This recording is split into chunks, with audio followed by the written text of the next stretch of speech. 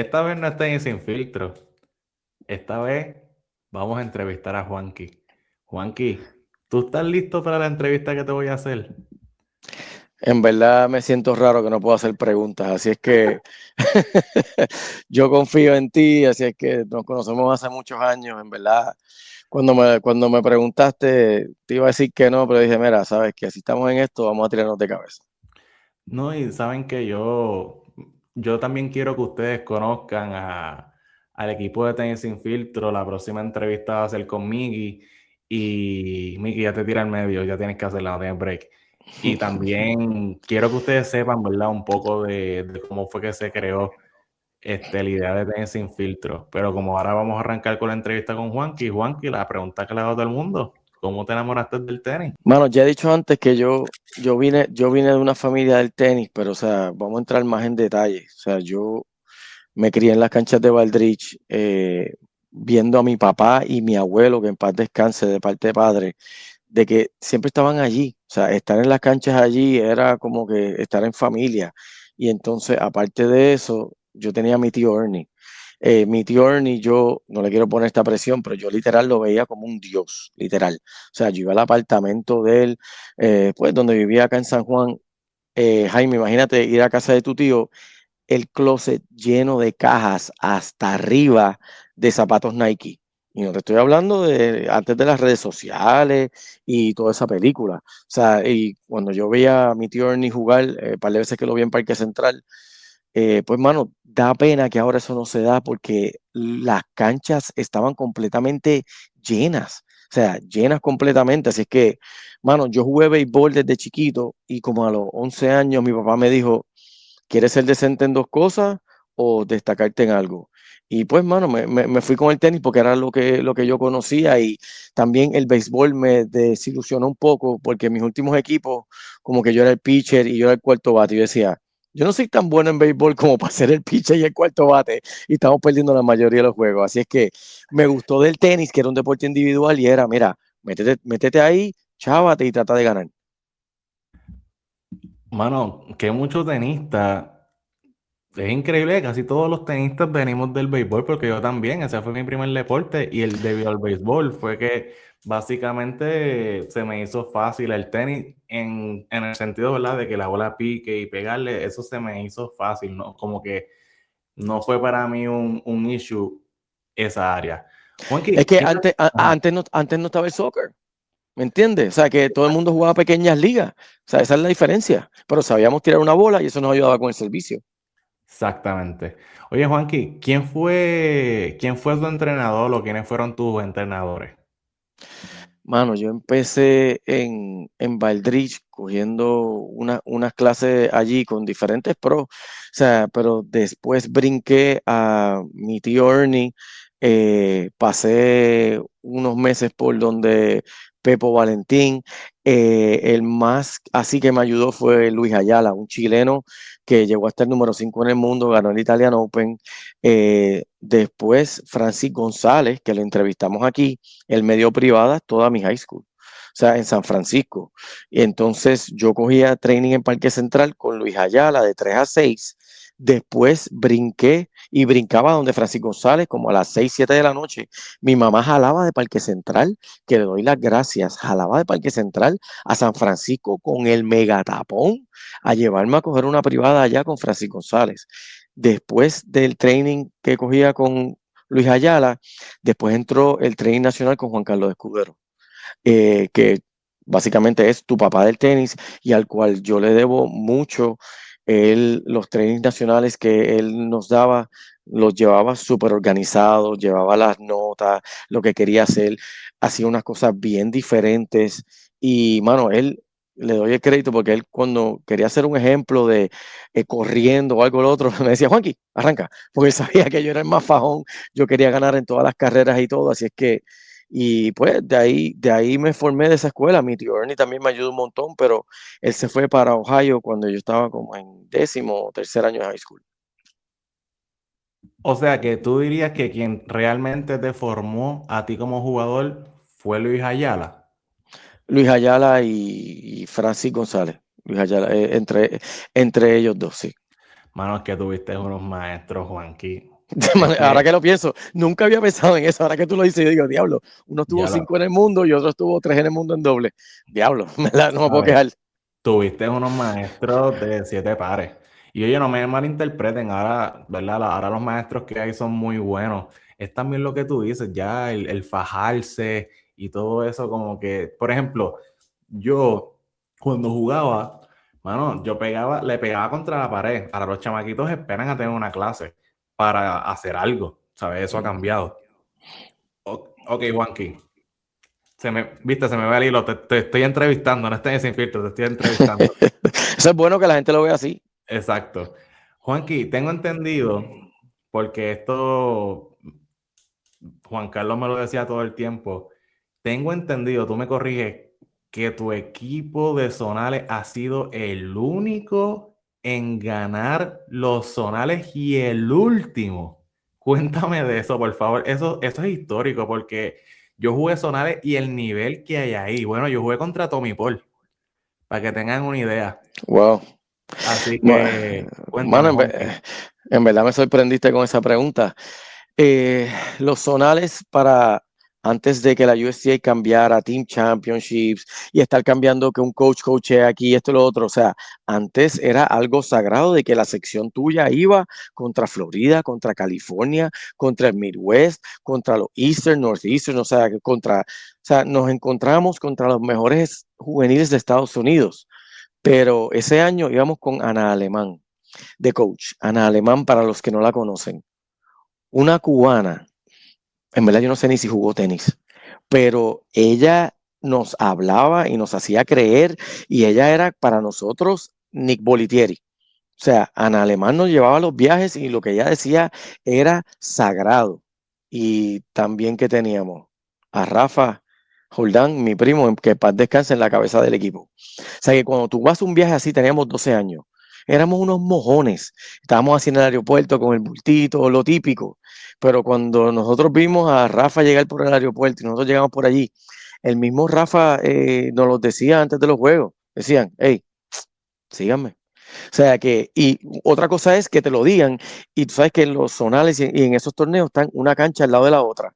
Y yo jugaba, literal, mirando tres canchas a la cancha de Rafa a ver su juego. Y yo decía, Rafa le está cayendo a winners a ese tipo, se le está metiendo en la malla, ganando con bola. Y yo decía, todos nos mirábamos como que, mira, hay que meter cojones aquí de verdad. Y, o sea, si no llega a ser por Rafa, eso no llega al pasado. O sea, hay que darle crédito y hablar la realidad. O sea que, mano, fue algo histórico y fue algo que todavía tenemos las fotos, tenemos las memorias. En ese equipo estaba Rafa Jordán, Gilberto Rivera, Rafael Fanbedomes, que fue mi roommate en college por año, René Vázquez y yo. Y todavía nos vemos y es como cuando podemos estar años sin vernos. Pero esa conexión de lo que pasó en ese viaje fue algo demasiado especial y pues lamentablemente es algo histórico que no ha vuelto a pasar, pero fue algo así de especial por Rafa, vamos a hablar claro. Es que, Juanqui, también uno no puede ser duro porque es que, o sea, duro con los jugadores de aquí porque es que sinceramente uno se pone a pensar, Puerto Rico, ¿sabes? Ujú. Vamos a suponer que en aquel entonces habían 3.5 millones de personas. Dando un dato ahí, Literal, exagerando, literal. exagerando. Versus Estados Unidos, que las secciones son de millones. Pero yo te digo, para que Es que, como les dije, yo jugué contra Tommy Paul, David Wyszynski, que estuvo 30 en el mundo también, ¿sabes? El nivel que hay ahí pero es no, absurdo. es que yo he ido de coach, pero la diferencia es, y analiza este dato, imagínate que en tu equipo había alguien que le podía ganar a Tommy Paul, el resto no van a meter cojones. Me sigue. O sea, que es como que, mira, Exacto. ahí está Tommy Paul, ahí está Tiafo, ahí está Ben Shelton, vámonos a lo moderno. Rafa, ¿tú puedes con él? Síganme, ¿qué tú vas a hacer? No, al garete, Ahí al está, garete. ahí está. Y les ganaba, les ganaba. No, él los puso a volar a todos ustedes.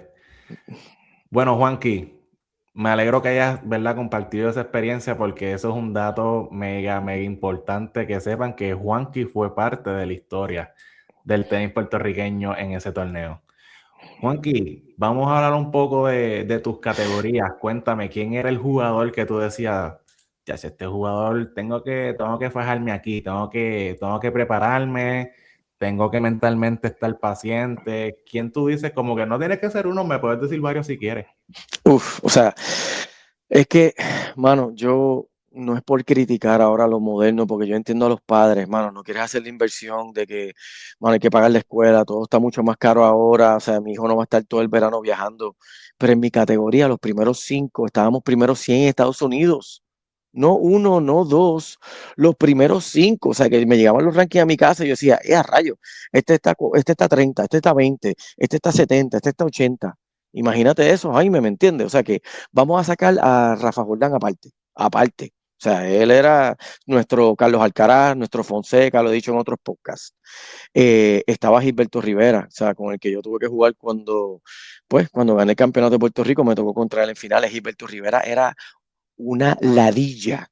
Todo el que conoce del tenis puertorriqueño sabe que Gilberto Rivera, o sea, estuvo entre los primeros 30 de Estados Unidos. O Te sea, lo digo jugó. yo que entrené con él como por 3 años y ese macho era una cosa, cada punto lo jugaba, bueno, tú lo sabes, cada punto No, lo no, no. jugaba como si fuese el último y así él tuviese que pasar por encima de la verja, él la brincaba y seguía jugando. Literal, o sea, Gilberto, o sea, tú tenías que bregar con él y también, pero cuando tú viajabas con él en tu equipo, tú decías, tenemos a Rafa y tenemos a Gilberto, o sea, que Gilberto ponle que le podía tocar con Tommy Paul y se mataba con él y ponle que pelea 6-3 en el tercero, pero se chavaba con Tommy Paul, o sea, también estaba Fanbe Domenech, que era mi roommate en college. Fanbe tuvo unas lesiones de espalda, pero Fanbe cuando era chiquito tenía los mejores bolis, o sea, se tiraban en los matches un drop volley que la bola viraba para atrás.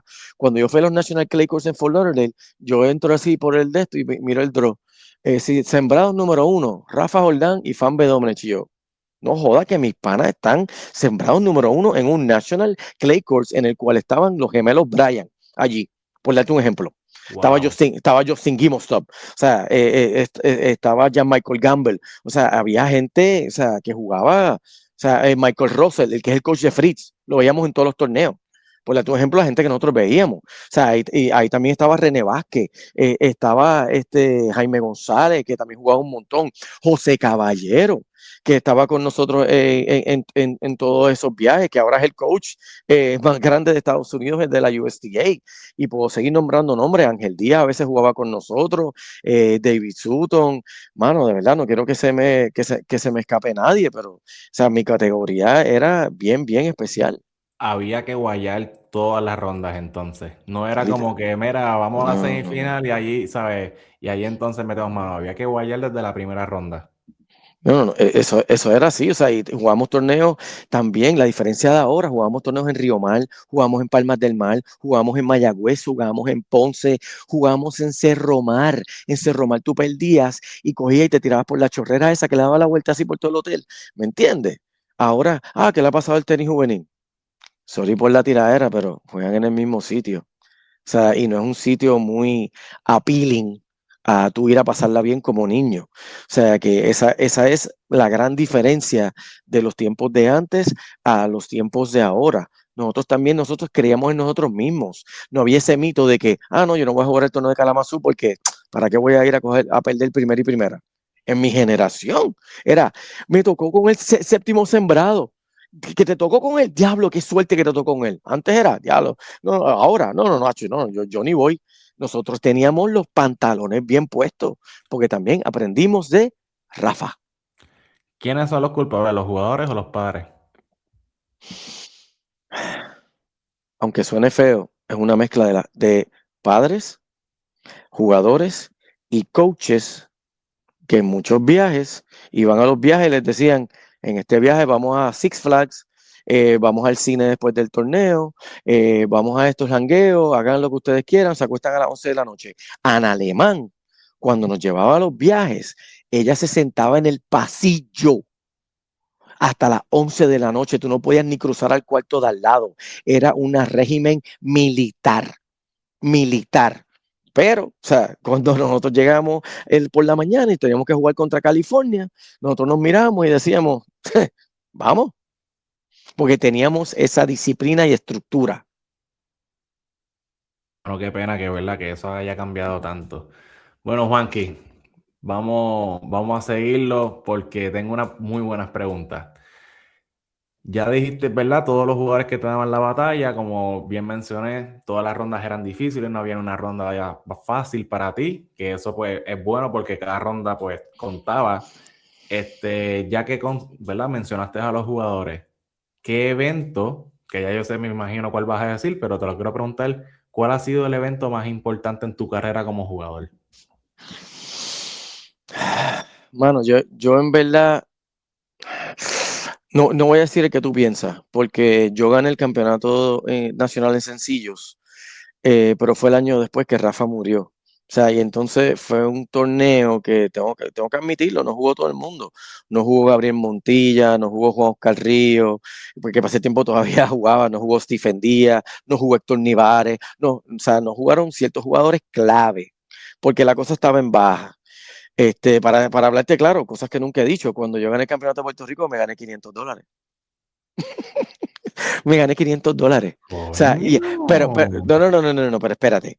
El año después que llegué finalista en el Caparra, que para mí ese fue el evento que ahí, mano, o sea, lo montaron bien montado. Yo perdí en finales con Juan Carrillo y me gané 2,000.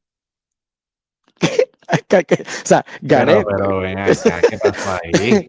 ¿Me entiendes? O sea, no, pero ahí la federación estaba pasando por cosas, ¿me entiendes? Rafa era nuestro Carlos Alcaraz. O sea, o sea, no los culpo, pero ya cuando hicieron el del Caparra, o sea, esto estaba lleno, bien montado. O sea, que ahí, mano, o sea, nunca lo he dicho, pero, o sea, jugué contra Héctor Nevares en quarterfinals, que Héctor Nevares cuando yo era chamaquito, nosotros lo mirábamos como un dios.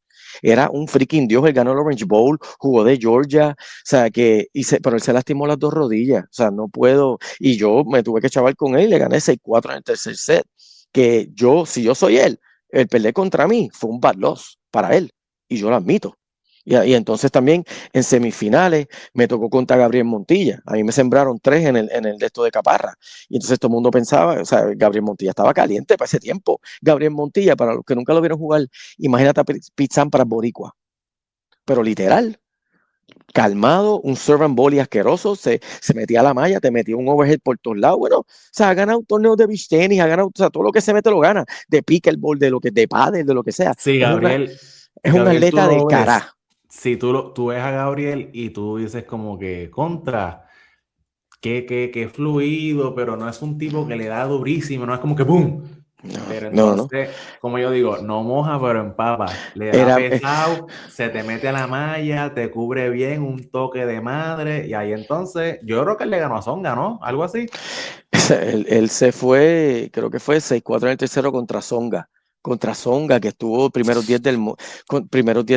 O ¿Me sea, entiendes? que Pero, Gabriel jugó número uno de la Universidad de Indiana, que la Universidad de Indiana está en el Big Ten. Gabriel era primera raqueta en sencillos y dobles. O sea, que tanto así que, pues, mano, a lo mejor se puede molestar que yo cuente esta historia, pero cuando estábamos en Copa Davis en Jamaica en el 2000 fue, llegamos a semifinales invictos y tuvimos que jugar contra la República Dominicana en semifinales sin Gabriel, porque el coach lo tenía amenazado que tenía que ir a jugar contra Illinois. Así tanto valía el Gabriel para su equipo. Y tú puedes decir, diablo, pero se fue de Copa Davis, qué traidor. Cuando estás en universidad, tú eres propiedad de esa universidad. O sea, ellos te están pagando una beca y si él no se iba, le iban a hacer la vida imposible. Imposible. Y en ese equipo de Santo Domingo estaba Víctor Estrella. O sea que, nada, o sea, a lo que voy es que con Gabriel les podíamos haber ganado. Con eso lo digo todo. Pero volviendo a lo que me preguntaste del evento más importante, eh, le gané a Gabriel en esa semifinal, que Gabriel venía de ganarme como 3 veces corrida, pero tuve uno de esos días que no fallé una bola. Y entonces, para continuar la historia y para que los jugadores aprendan de las cosas que pueden pasar, con Gabriel jugué el juego, con Héctor Nevares sobreviví, contra alguien que era mi ídolo, sobreviví. Con Gabriel jugué el juego de mi vida, o sea, no fallé una bola. Y entonces me toca contra Juan Oscar Río en finales, que para mí yo podía pensar que Juan Oscar en esos tiempos era un viejo para mí, tenía como 32 años. Pero en ese entonces, no te meto eh, en eh, la cara porque estás lejos, ¿sabes? pero en ese entonces los jugadores como Sampras se retiraban joven y eso, y yo decía, bueno, Juan Oscar, o sea, un jugador mayor, esto y lo otro. no falló una bola. O sea, literal me dio una clase de tenis. Fue una de estas circunstancias, no le voy a quitar a Juan Oscar. O sea, pero con Gabriel no metí, no fallé nada y con él, o sea, fue un enredo total. Pero el evento más importante de mi carrera, donde yo al fin demostré de que yo puedo jugar un tenis de buen nivel, fue en el Campeonato Nacional del Caparra en 1999. Mano, qué brutal que me digas que tu evento más importante fue uno que no ganaste, Juanqui. Qué enseñanza tan dura. ¿Sabes? Pusiste por Y, encima un campeonato que no ganaste sí, versus el que ganaste. sí, y también nota también, ahí jugué por primera vez con Gilberto doble. No lo ganamos, pero fue la introducción que el año de arriba, en el 2001, lo ganamos en Torrimal. Y todos saben que o sea, la ayuda que yo le pude dar a Gilberto, yo que ya había jugado Copa Davis, Centroamericanos y todo eso, o sea, la confianza que yo pienso que le di. O sea, porque estamos hablando de alguien bien tímido. Gilberto no hablaba con nadie, llevaba con los audífonos grandes, pantalones grandes, chamaquito de Ponce, de los primeros que, o sea, cuando Gilberto jugaba, él llegaba con combo. Jaime, él llegaba con combo. Gente venía a verlo de Ponce. O sea, que todavía los que nos escriben por Facebook, toda esa gente estaba en nuestros campeonatos y ellos me adoptaron a mí. Pero tú jugar contra Gilberto en sencillo, tenías que chavarte de verdad porque tenía gente que lo venía a ver. Mano, es que a mí me pasaba lo mismo a mí. Cuando yo empecé a jugar tenis, venían como 20, 30 personas a verme jugar. Como que así como que bendito, vamos a apoyar a Jaimito. Todo cagua, todo cagua. Exacto, literal, entre Caguas y Gurabo, ya tú sabes. Mira, Juanqui, quiero, ¿verdad? Si nos quedamos aquí hablando de tus experiencias como jugador, porque jugaste centroamericanos, ¿no? También.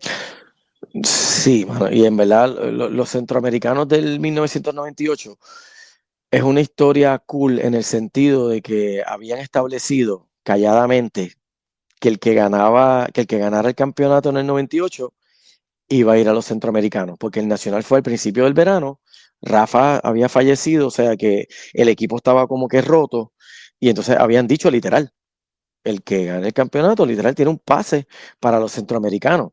Y entonces en los centroamericanos yo conocí a Juan Pino, o sea, vi otra película, nos encuartelaron en el albergue olímpico, compartí con Miguel Cotto, con Iván Calderón, o sea, cuando fuimos allá, estaba Roy Brown, el músico, con Emily Viqueira, que estaba en el equipo de las mujeres, en el equipo de los hombres de voleibol estaba Vitito, estaba Pepa Ralat, o sea que yo me viví toda esa película de representar a Puerto Rico que, mano, son las experiencias, es lo más que valen los recuerdos.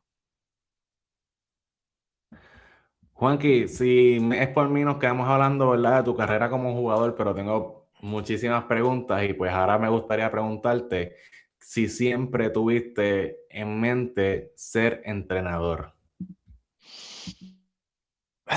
Mano, de verdad que se me sembró de entrenador cuando yo estaba en Ball State. Yo jugué para Ball State University, que mucha gente aquí puede decir, ah, Ball State, ¿qué rayos es eso? Pero nosotros jugábamos contra Michigan, contra Illinois, contra Notre Dame. O sea, el schedule de nosotros era heavy, que jugar División 1 en Ball State, había una tradición porque Tony Ortiz, el hijo de Antonio Ortiz, el famoso, que en paz descanse, coach del Caribe Hilton por años, el hijo estaba allí. Y entonces yo tuve la oportunidad de ser assistant coach. Hice una maestría en sistemas de información, la cual no estoy usando ahora mismo porque la cancha me llamó para atrás, pero la tengo. Y ahí tú estás en la silla, en la cancha con los jugadores, tú le puedes hablar. Después de cada par de puntos, los cambios de cancha, el jugador está ahí contigo. O sea que eso me dio la confianza para después ayudar a jugadores como Nachi, ¿me entiendes? Que a Nachi tú lo viste, tú jugaste contra él, yo lo llevaba de la mano en esos campeonatos nacionales porque era un niño. Pero una cosa es tú decir, ok, tengo un buen jugador, lo voy a ayudar. Otra cosa es saber ayudarlo. Otra cosa, para mí, un buen entrenador es el que sabe cuándo hablar y cuándo no hablar. El jugador acaba de fallar un overhead en la malla, fácil. Tú no le dices, no, vamos, no importa. Tú te callas la boca. Exactamente, no lo sobreestimulas, como yo he dicho muchas veces, porque el jugador obviamente sabe ya que falló una miel de bola, ¿sabes? No se lo tienes que recordar. Exacto, y entonces también cuando llegué de universidad empecé a trabajar en Baldrich, y entonces Me gustó hacer las relaciones con las personas. Empiezas a conocer, pues, mano, o sea, cuando alguien va a correr una clase privada contigo, te cuenta de su vida. Es tú y la persona. Y se acaba de levantar, acaba de pelear con el esposo, tiene que pagar cuentas, tiene un hijo enfermo, tú te enteras de todo. Y eso, o sea, la conexión, entonces a los niños, tú puedes decirle a un niño que está pensando jugar tenis, mira, yo pienso que tú puedes ser bueno. Cada vez que yo he hecho eso, los ojos se le ponen, ¡pum! Yo sé que tú has pasado por eso también, pero tú, tú te querías tener tenis y el tenis fue tu vida. Porque, o sea, cuando tú estás en el mundo competitivo, eso no para. Yo empecé, mi primer torneo yo lo jugué a los 6 años. O sea, y yo me retiré como a los 24 y la gente puede decir, diablo, te retiraste joven. Pero de los 6 hasta los 24 yo no paré, Jaime. Eso era los veranos. En junio yo me iba a jugar los torneos ITF del Caribe y en julio me desaparecía a jugar los torneos de USTA. El Florida Open, Southern Open, los Clay Courts, los Hard Courts. Y tú puedes decir, ah, diablo, tu papá era millonario. No. Ahora mi mamá a veces me dice, diablo, tu papá me llamaba, hay que buscarle 5,000 pesos a Juanqui y sácate un préstamo ahí. Y mis hermanos sin poder ir de vacaciones. Cosas que uno no se entera hasta que uno es mayor. Pero, o sea, es eso que, mano, cuando el tenis era tu vida, ahora tú lo reflejas como entrenador y tú dices, mira, juega esto, haz esto, no hagas esto. Ah, ¿quieres jugar voleibol por tu escuela? Ok, hazlo, pero vamos a reponer la hora. O sea, que el ser entrenador me llamó en ese sentido de que cogí mis experiencias y yo digo, yo no pienso cuando yo voy a trabajar, y esto puede ser un clip, por las mañanas cuando yo me levanto a ir a dar clases de tenis, yo no pienso que yo voy a ir a trabajar, yo voy a ayudar. Yo voy a ayudar a esa persona que en vez de ir a un psiquiatra, va a ir a coger una clase de tenis conmigo porque le alegro el día. A un niño que tiene el self-esteem bien bajo, no tiene confianza, no cree nada en él, pero el tenis lo hace ser alguien. Yo voy a ayudar a esa persona. Así es que los coaches de tenis los exhorto, no piensen que van a trabajar, ustedes van a ayudar. Yo, esto es bien loco, porque yo tuve la oportunidad de, ¿verdad? Yo conocí a Juanqui bien pequeño. Yo tenía como 9 o 10 años. Lo conocí que una vez montaron una cancha en Plaza Las Américas y desde siempre Wow, yo me metí wow. a esa clínica por un vecino mío, por Alexander Sparolini. Alexander, saludos, si estás por ahí, no te veo hace años. Me acuerdo de él. Este, Alexander Sparolini, yo sé quién es, sí, claro, claro, claro. seguro. Pues él era El mi juego de la vecino, poli. exacto, ese mismo. Pues me dice, mira, Jaimito, que tenemos, vamos para Plaza, que pusieron una cancha de tenis. Yo dice, en Plaza Las Américas pusieron una cancha, papi, a mí los ojos se me pusieron así. Y estaba nada más y nada menos Juanqui dando la clínica, y ahí fue que te conocí. Y desde siempre me estuviste como que, mira, esto es lo otro, como que... Uh-huh. Yo pienso, Juanqui, y esto tú me corriges, pero a ti sí te gusta enseñar, pero a ti te apasiona más el ayudar, el sentirte tú como que estoy ayudando a esta persona, creo que a ti te satisface más que hasta, qué sé yo, wow, mira qué buen forehand, mira qué buen backhand, tú como que contra, hoy jugó bien, más por encima de eso lo hice sentir bien en la cancha. Cuando yo empecé a ir a torneos, y ya no lo hago tanto, porque para tu época, o sea, con Alexandra Mercado, Y no, tú Stephanie estabas ahí metido Arroyo, todo el tiempo. pero, o sea, y después con el grupo, o sea, de Nachi, Erika Barquero, o sea, Maricia Aguiar, puedo seguir mencionando nombres, Fabiana Tort, o sea, yo me vivía en las canchas y esa era mi pasión, a mí no me molestaba estar ahí, porque ¿sabes qué? Cuando un niño se iba a un tercer set, tú podías entrar a la cancha y tú no sabes, Jaime, o sea, modestia aparte, cuántos niños yo los cogía y yo, gracias a Dios, Dios me dio o sea, el don de poder calmarlos a una jugadora como Mariana Salgueiro, una zurda que tenía un talento brutal. O sea, esa nena le daban como que ataques de pánico. Mano, la hermana de Daniela Arcila, la hermana de, De coño, Sebastián. de Sebastián, increíble que me fui en blanco ahí. O sea, jugadoras que yo, o sea, cuando tú puedes calmar a un jugador y hacerlos ganar. O sea, yo dije, mano, aquí es donde yo debo estar. O sea, Dios me dio ese don porque yo nunca lo tuve. Yo nunca tuve esa ayuda en las canchas porque mira, mi papá, como a los 15 años, él sabía que me ponía muy nervioso y paró de irme a ver a las canchas. Y entonces mi mamá no sabía mucho de tenis y entonces yo estaba como que en un training acá y privadas acá y era como que un enredo, ¿me entiendes? Yo no estaba en una academia de lleno full de que, mano, tenía ese apoyo y yo aprendí a ganar por mí mismo, a la que yo vi que yo podía ayudar a jugadores. O sea, la relación que la primera jugadora que yo entrené así full fue Alexandra Mercado. Marcos, el papá, tú lo conoces. ¿Sabes que Marcos no chistea? Alexandra tenía 11 años, yo estaba en Parque Central y Marcos me cogió así al frente de los baños y me dijo, mi hija tiene 11 años, te la voy a entregar, es tuya. Cuando me la entregó, ella estaba como raqueada como número 20 en Puerto Rico y ella bajaba de Caguas a coger clases conmigo en Parque Central para que entiendan los sacrificios a las 9 de la noche. A veces yo le decía antes, vete a correr en la pista milla y media. Esa nena lo hacía y con todo el trabajo que hicimos, en un momento llegó hasta el número 1.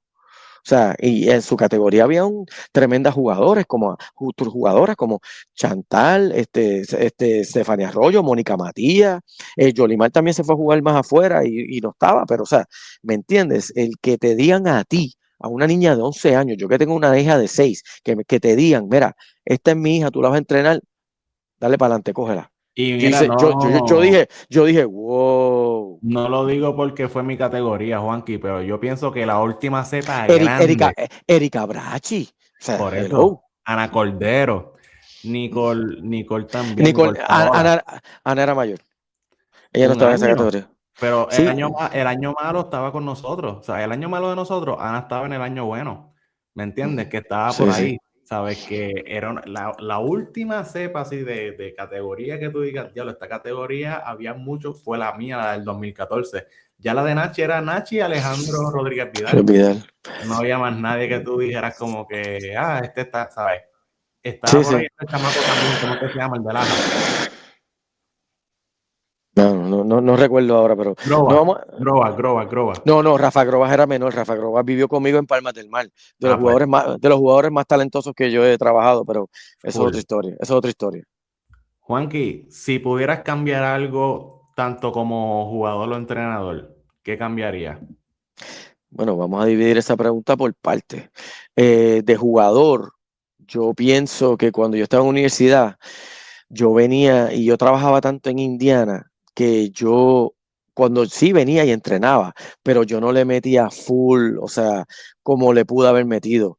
Me retiré muy joven, yo pienso. Gané el Campeonato de Puerto Rico en el 98, perdí en finales en el 99. En el 2000 peleé en semifinales contra Gabriel Montilla y ya yo veía como que se estaba escalonando la cosa y yo dije, mira, con Gilberto perdimos en finales un año y yo decía, mira, si yo gano doble, me retiro tranquilo. Pero, mano, yo pienso que tú no te debes retirar ganando. O sea, yo gané el campeonato de dobles en el 2001 con Gilberto en Torrimal y me retiré, porque pensando irónicamente, no, ya hasta aquí llegué, tengo que irme a trabajar, esto y lo otro, pero mano, de verdad que, o sea, alguien como Ángel Díaz nos dio el ejemplo de que tú puedes seguir jugando y entrenando, pero mano, en verdad me puse vago, me quemé, que me arrepiento de eso.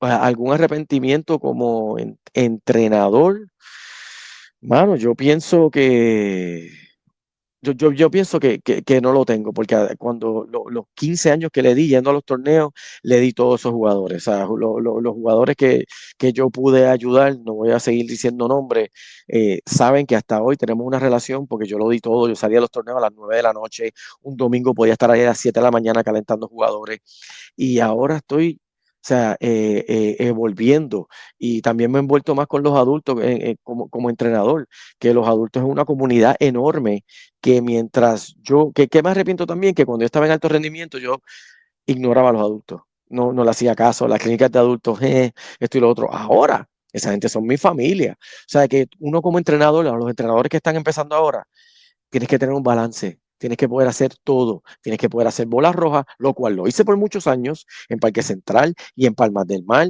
y en Riviera, y Riviera es un poquito, pero tienes que saber dar todos los colores y bregar con adultos también. Bueno, que eso es lo que hace un entrenador. Por ejemplo, yo ahora cojo otros niveles. Yo doy roja, naranja, verde, regular. ¿Estás dando roja? Ah, yo doy de todo, Juanqui. Yo doy Wow. de todo. Todo. Todos los niveles que hayan, yo los doy. Juanqui, Y la última pregunta para culminar el podcast. ¿Alguna vez tú pensaste que volveríamos a trabajar en algo juntos? Mano, o sea, tú dices de que estamos trabajando Tenis Sin Filtro. Sí, porque para los que no saben, Juanqui y yo trabajamos un año, Ya, creo que estuve. Estuve un como, sí, año en, como año y medio en Riviera, pero o en sea, Riviera. yo creo que eso es algo que te deja saber que cuentas claras conservan amistades. Y tú y yo siempre hablamos claro. Tú me dijiste, no voy a trabajar más aquí, no es por ti, es por esto y esto y esto y lo otro. O sea, y yo dije, mira, vamos a conservar la amistad y yo pienso que tomaste una buena decisión. Y ahora mismo, si te fijas, estás en el mismo pueblo del cual te fuiste de Riviera. Y al final del día, pues, mano, yo también pues, me fui de ahí porque, pues, o sea, las cosas cambian y son etapas de la vida, pero sí, tú y yo compartimos esa etapa de la vida que, pues, mano, hasta se me había, no es que se me había olvidado eso, pero no lo había pensado cuando dijiste la pregunta, pero, pues, mano, para todo el mundo que son entrenadores, que a veces estás en un club y son 4 o 5 entrenadores, esto y lo otro, mira, no te quieras ir por encima de nadie, no quieras ponerle el pie a nadie porque el mundo da vueltas y especialmente el del tenis. Mano, y eso mismo, lo que dijiste es bien clave, Juanqui, porque Juanqui era el director y yo era como quien dice el head pro. Quienes corríamos el show ahí era Juanqui y yo, y obviamente Samari, que estaba con la tienda, encordando, con la reservación de cancha. Éramos nosotros Uf, tres, toda la administración, Samari corría eso allí. ¿sabes? Éramos nosotros tres solitos ahí, fajándonos, creando programas, reuniéndonos, esto, lo Empezam- otro. empezamos algo de la nada, eso estaba en cero, eso no existía allí. No, ¿tú te acuerdas que a mí nunca se me va a olvidar esto? Nosotros nos sentamos y pues nos pusimos a hablar de que pues hacía falta ya empezar el programa de bolas de colores porque lo único que teníamos realmente era el alto rendimiento y en aquel entonces tú estabas tratando de levantarlo de los adultos y bendito, siempre Mónica estaba ahí apoyando, la esposa de Juanqui, siempre llegaba Sí. por ahí, se daba la vuelta y mano, me acuerdo mi última semana allí que el programa de Bola Verde que yo estaba corriendo, eso estaba explotado. Ya yo tenía 3 canchas y yo, "Diache, no me digas que yo me voy a ir y voy a dejar esto así". Así que para que sepan que estuve con Juanqui, pasamos mucho estrés juntos, pero Ujú. siempre al final, ¿sabes? Eso se quedaba Y, ahí, siempre. y una lección importante para los maestros y entrenadores que están empezando en sus propias canchas, que están empezando su propia academia. Eh, Hoy en día, y lo digo modestia aparte, yo tengo un chat de clínicas de adultos de como 374 personas. Eso yo lo empecé en Riviera con 3 personas. Yo dije, la gente no está viniendo a las clases, yo voy a empezar este chat. Y, o sea, y es un ejemplo de que, mira, hay que empezar pequeño y hay que seguir dándole. A cada uno que va a mis clínicas de adultos, hasta hoy en día, hay alguien nuevo. Hey, tú, ven acá, ¿quién tú eres? ¿Cómo te llamas? ¿Te gustó la clase? Esto y lo otro. Te voy a poner en el chat. Y yo voy por casi 400 personas. Y eso empezó con 3. ¿Te acuerdas que iba el papá de Chris Polish, que iba el papá de la Castrodá? ¿Me entiendes? Claro. Pero, o sea, yo toqué fondo con los adultos y yo dije, no, a esto hay que darle y hacerlo bien. Y como te pregunté, ¿pensaste que íbamos a trabajar vamos a tirarlo mejor así? ¿Te esperaste esa llamada de mi parte para comenzar el proyecto que tenemos ahora de Tenis Sin Filtro? Miren, para los que siguen Tenis Sin Filtro, esto es otra historia de que hay que saber escuchar y uno no trancarse. Jaime estaba atrás mío de que iba a hacer un canal de YouTube. Fuimos comentaristas en lo de Tiafoe y Alcaraz, vamos a decirlo, porque no podemos pretender que todo el mundo ha escuchado las otras cosas que hemos hecho y nos están escuchando por primera vez. Nosotros fuimos comentaristas para Guapa Deportes y Jaime participó ahí, más también en el Tennis Channel con Mónica Puig, dando cobertura del juego de Alcaraz y de Tiafo. Y después de eso, nos gustó, Jaime se pompió, me habló de YouTube, yo había bregado con YouTube antes, en otro mundo, y yo como que, mano, cuando Jaime me estaba llamando ese fin de semana, mi hija estaba en el hospital, y yo como que tenía cero cabeza para eso. Y Jaime, con mucho respeto, lo hizo muy bien y me dijo, mira, vamos a hacer esto, nadie lo está haciendo, quiero hacerlo contigo, etcétera, etcétera. Y yo, hasta como que yo estaba trancado, yo le decía a mi esposa, mira, yo volver a eso, volver a enseñar mi cara, esto y lo otro, y hasta se lo mencioné a mi esposa, y mi esposa me dijo, mira, él lo que te está diciendo es como que lo ayudes a empezar algo y, o sea, no es que tú vas a tener que correr todo el show. Y ahí yo dije como que, bueno, es verdad. Y Jaime me convenció y ahora, o sea, yo estoy de cabeza en esto porque, bueno, hay que saber escuchar y yo vi el hambre en ti de cuando yo era joven. O sea, ya yo no, o sea, yo no tengo tu edad. O sea, que cuando yo vi las ideas que tú tenías y el hambre que tú tenías y me envolviste, tú sabes que ahora yo estoy. O sea, tú fuiste, yo me paso haciendo videos en YouTube, videos, Reels y eso en mi carro. En mi vida yo pensé que yo iba a hacer esas cosas. Y tú fuiste el primero que me dijiste, Juanqui, o sea, hazlo. Tú sabes hablar, la gente quiere escuchar eso. Y yo te decía al principio, ay, Jaime, por Dios, es una ridiculez, estás grabando tú ahí en tu carro, esto y lo otro. Y de repente yo veía los views y los comentarios y decía, así es que el mundo se está moviendo ahora mismo. Eso es, Juanqui, eso es las redes sociales. Redes sociales.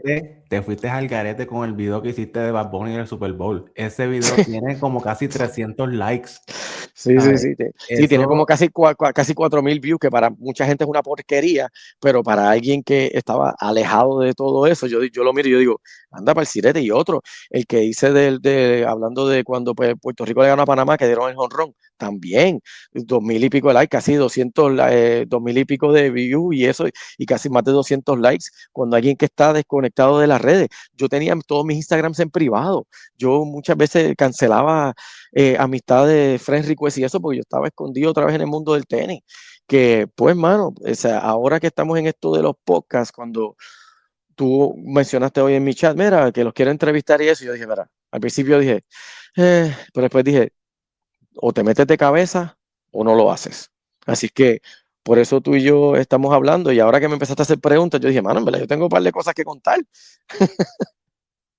sí, y para culminar, ¿verdad? Esta entrevista, quiero que, ¿verdad? Esto lo tomen como ejemplo de que si llegamos a ser otros, hubiésemos terminado en malos términos, Juanqui hubiese seguido con su vida, yo con la mía, Juanqui fue hasta mi boda, para que tengan una idea. Y en aquel entonces no había Guapa Deportes, no había Tenis Sin Filtro, nada. Nosotros siempre nos mantuvimos en comunicación y yo quise que Juanqui fuese a mi boda, fue a mi baby shower, ¿sabes? Nuestra amistad siguió. De Es esto que se yo, trata. es que yo creo que eso es lo,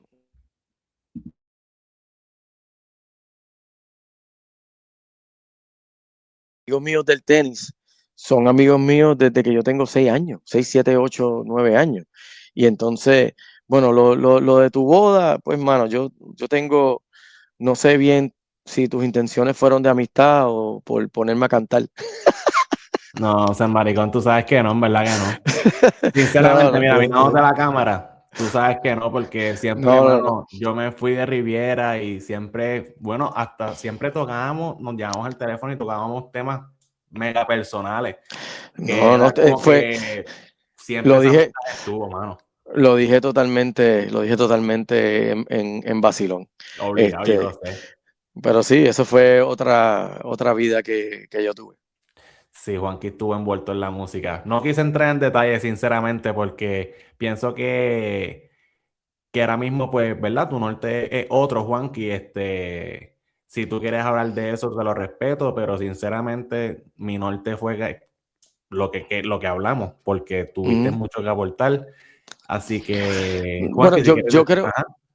yo creo que en términos de la música, yo creo que podemos tocar eh, cómo yo llegué a eso, cuál fue la realidad. Cuando tú te retiras de un deporte, el cual fuiste de alto rendimiento, Jaime, el tenis fue nuestra vida. O sea, nosotros íbamos a la escuela y jugábamos tenis todo el día. Cuando ese vacío está ahí, ¿me entiendes? Yo, pues, la música, pues, me lo llenó. Yo empecé, y lo de la música yo lo empecé con amigos míos del tenis, Miguel Echenique y Monchito Méndez. Que Monchito Méndez, o sea, es una leyenda del tenis puertorriqueño.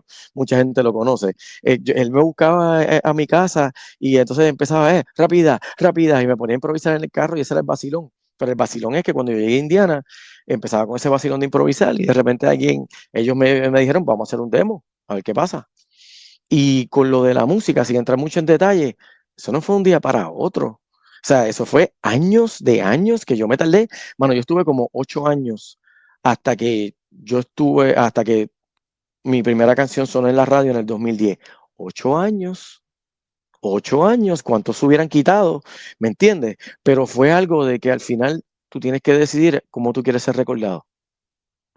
Yo fui a la música y todos los chamaquitos de ahora me dicen, Acho, pero ¿cómo tú te quitaste? ¿Por qué no suenas en la radio? Mira, vamos a hablar claro.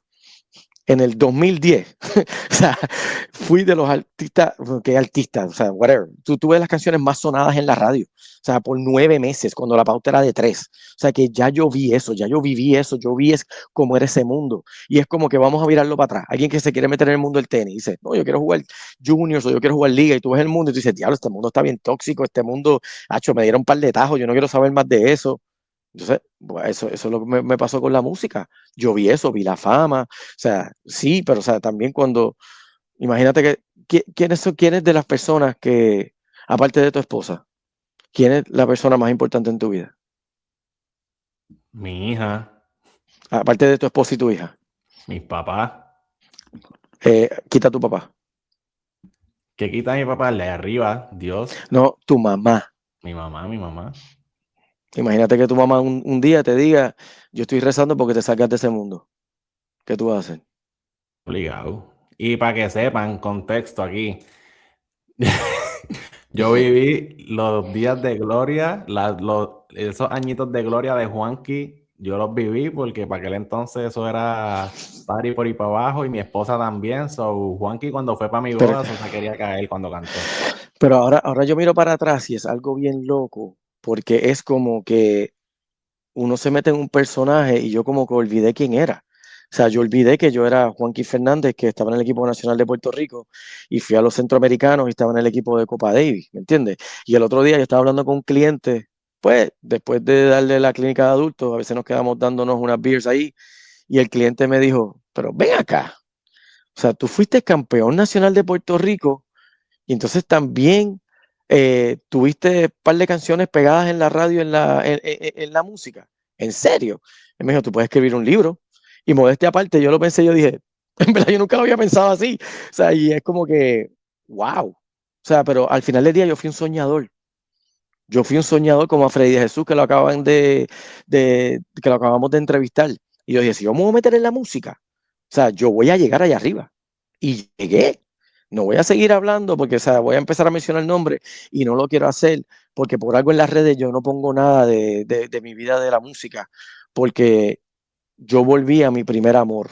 Yo volví a por lo cual mis padres están orgullosos de mí. Mi mamá a diario me pregunta, hey, ¿cuánta gente fue a tu training? ¿Cuánta gente fue a mi clínica? Y gracias a Dios yo tengo una familia estable. Y ¿saben qué? Mi hija Sabrina,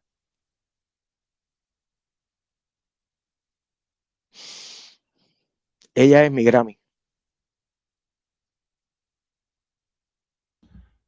Bueno, creo que ahí vamos a cortar la entrevista.